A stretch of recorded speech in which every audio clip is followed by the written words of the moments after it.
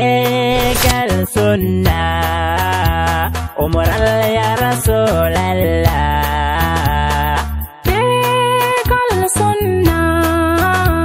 umral ya Rasulallah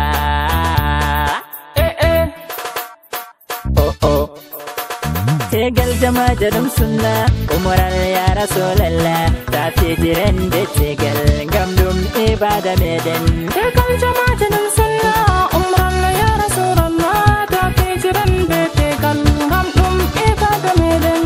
inda ya zane jalalu takdonu la do mi futi Allahumma rado jamlamu hokoram bawde Allah hande bongam mi wolwoya hala tegal ibada gam daraja Rasulallah walle kam ya karimu tegal jama'a jalum sunna umral ya Rasulallah ta fi jiran be tegal gamdum ibada meden nadere nirabe yam token sunna no la do meden Muhammadu Rasulallah garako Khadija be Aisha Allahu dumnu salatu do annabi jo meden Allahu bezdunu tegal barakaji ngam Rasulallah tegal jama'a jalum sunna umral ya Rasulallah ta fi jiran be tegal gamdum ibada meden warbe robe duniyaro kanite ya derdirabe tegal dum sunna meden ta fi jiran derdirabe Allahu mawdo toranni hokka kala jullo duniya imanu joga go tegal sunna ya Rasulallah tegal jama'a jalum sunna umral ya Rasulallah ta fi jiran be tegal gamdum ibada meden derdira o amfamu ida fama abdu balado Allah to hokki ma gorko endo mo jogo mo derdam ta fi joro bo be tegal ngam sunna Rasulallah ika hande hamma mi fami mi fice ta ko be tegal tegal jama'a jalum sunna umral ya Rasulallah ta fi jiran be tegal gamdum ibada meden tegal pamedum sunna sunna nula do meden ahinen teleji meden ta fi jiran tele meden dayam abudu belado bingel salamatu nenne gorko aisatu ummul debbo mo fitita ko tegal tegal jama'a jalum sunna umral ya Rasulallah ta fi jiran be tegal gamdum ibada meden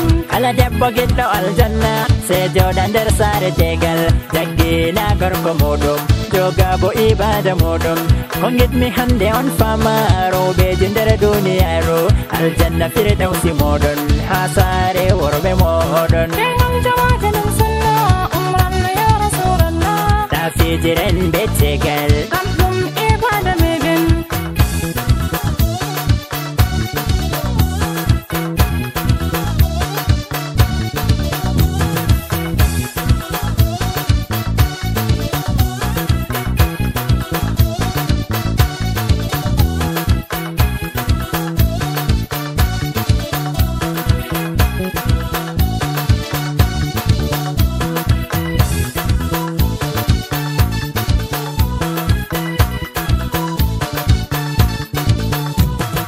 derdirawo am famo gorko mo wi accu accu amma ammi fami satal hore min darni andu marado satal hore nyama tare bategal amma am gonga mada ika hande min darni tegal jama'a jalum sunna umral ya Rasulallah ta fi jiran be tegal gamdum ibada meden hajonde tegal famo se aduddina munyal derdam amma ammi fami mi munya jojonde tegal atokko bo hala himbe awada be gorko mada ngam duniya jodda halle non fasikare bodode tegal jama'a jalum sunna umral ya Rasulallah ta fi jiran be tegal gamdum ibada meden